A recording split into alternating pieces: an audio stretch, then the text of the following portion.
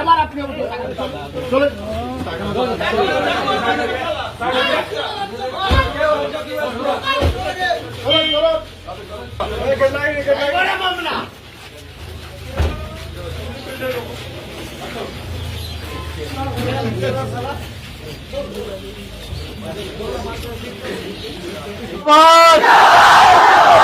তোমাকে ডিলিট হয়নি নাকি চাচি?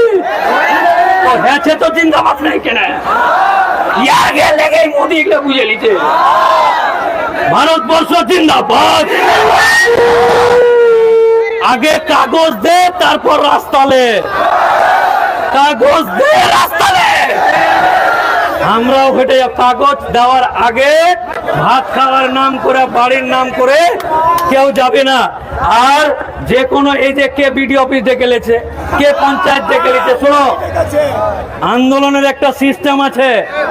এনামু সব জায়গায় চলবে না। আন্দোলন আমরা কোনো আন্দোলন সিস্টেমেটিক ওয়েতে হবে, গণতান্ত্রিক পদ্ধতিতে হবে। আজকে আপনাদের হয়ে আমি এসছি, যদি দেখি যে আপনারাও এনামু করছেন আমিও হেঁটে চলে যাব। অতএব আপনারা এখন বিপদগ্রস্ত মানুষ। আপনারা কি আপনারা এখন কিসে আছেন? বিপদে আছেন। আপনারা কিসে আছেন? এই বিপদে আপনাদেরকে সুন্দর সুষ্ঠুভাবে গণতান্ত্রিক পদ্ধতিতে আন্দোলন চালিয়ে যেতে হবে। যদি কোনো এরা বাছুর এসে মাতব্বরি করা হয়, এনাকে বাড়িতে সুতিয়া। নাম? আমার নাম মোহাম্মদ মুস্তাফা হোসেন। কিছু শুনেছেন? আমি কিছু শুনিনি, আমি মোবাইলে দেখেছি। কি দেখলেন?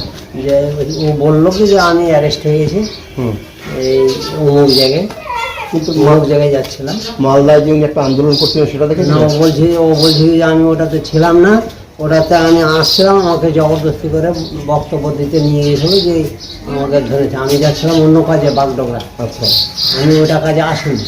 আপনার ছেলে কি বাড়িতে যাতায়াত করে? পরে মাঝে মধ্যে সম্পর্ক আপনাদের সঙ্গে আছে? সব সম্পর্ক আছে। এমনি এরকম ধরনের কথাবার্তা উনি কেন বলেন? কি ব্যাপার, কি জানেন? খবর জানা কেন বলে, কিসের জন্য বলে তো জানি। উনি আইনজীবী পাশ করার পর কি উত্তর দিনাজপুরে প্র্যাকটিস করতেন? না, প্রথম থেকে হাইকোর্ট। এইটা কতখানি ঠিক মনে করেন আপনারা?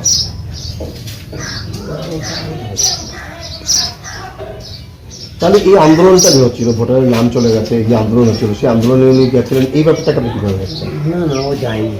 আমাকে যেটুকু আমি জানলাম ও যায়নি। ও তো আসছিল, আচ্ছা, বাগডোগরে আসছিল, রাস্তায় এই ঘটনা। আচ্ছা। না, বাগডোগরাতে অ্যারেস্ট হয়েছে, কিন্তু মালদায় যে আন্দোলনটা করেছে বাগডোগরায় আসছিল, আচ্ছা, রাস্তায় এই ঘটনা। আচ্ছা, তখন উনি ওখানে দাঁড়িয়ে যান। দাঁড়িয়ে যায়, কিছু লোক ডেকে হয়তো বক্তব্য দিতে নিয়ে যায়। ওরা ফটো দেখে আমি বক্তব্য দিচ্ছে। আচ্ছা, আপনার ছেলেদেরও বোধহয় কোনো মাদ্রাসা, এটা দুই ছেলে আছে, ওনারাও কি ওখানে পড়াশোনা করান? আমি বারবার মানা করেছি, শুনে না।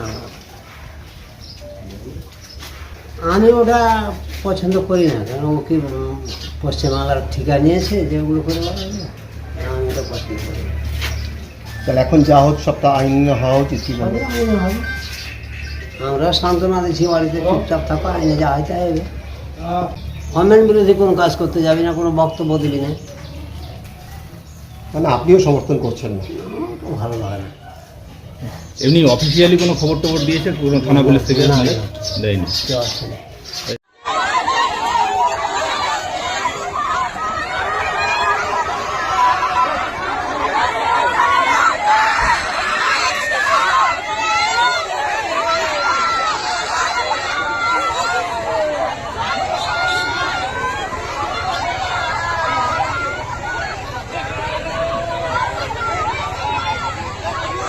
ছবি পেয়েছিস খালিও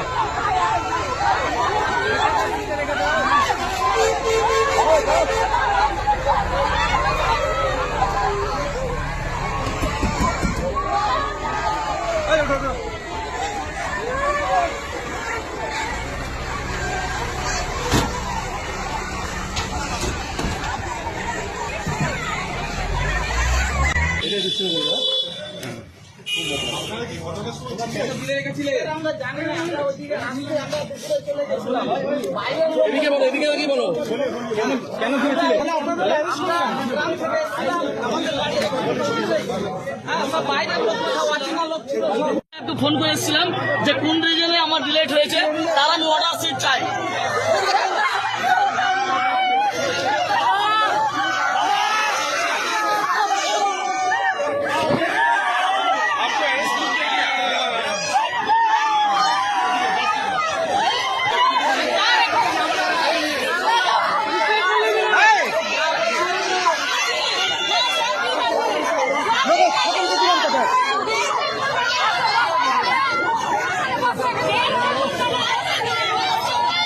আমার ভাইকে অ্যারেস্ট করা হলো কেন? কেন হলো? আন্দোলন শুধু আমার ভাই একাই করেনি, করেছে অনেকে, লক্ষ লক্ষ মানুষ আন্দোলন করেছে। কেন? ভোটার হওয়ার জন্য।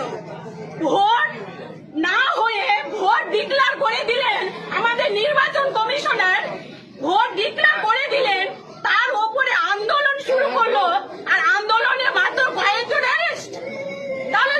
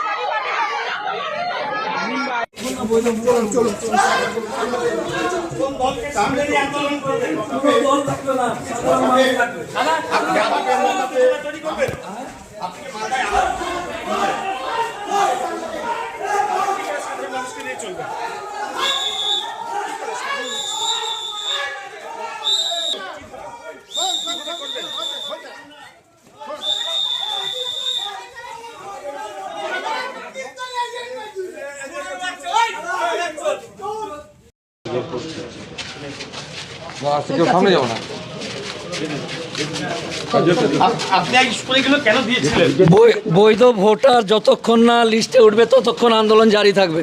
হ্যাঁ, তো এটার জন্য কি আপনাকে দল থেকে কোনো রাজনৈতিক দল থেকে বলা হয়েছিল? না না, এটা জনসাধারণের কাজ। তাহলে আপনি এই ধরনের উস্কানিগুলো কেন দিয়েছেন? কোনো উস্কানিমূলক বক্তব্য নেই। কিন্তু বারবার যেটা মুখ্যমন্ত্রী তিনিও আজকে বলেছেন যে এই ধরনের জানে না, বিনা তথ্যে উত্তর বক্তব্য দিয়েছে। বৈধ ভোটার যতক্ষণ না লিস্ট হবে আন্দোলন চলবে। তাই বলে আপনি বিচারকদের গোটা রাত এইভাবে আটকে রাখতে ইন্ধন কোনো দেবেন? প্রমাণ যদি দেখাতে পারে তা বলবেন।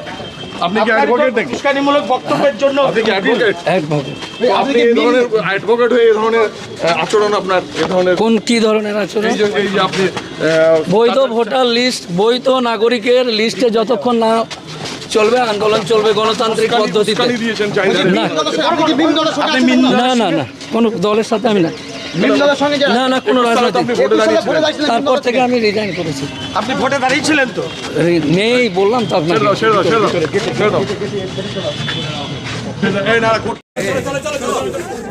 দাদা আপনাকে পিসিতে নেওয়া হলো পুলিশ কাস্টডি কতদিনের?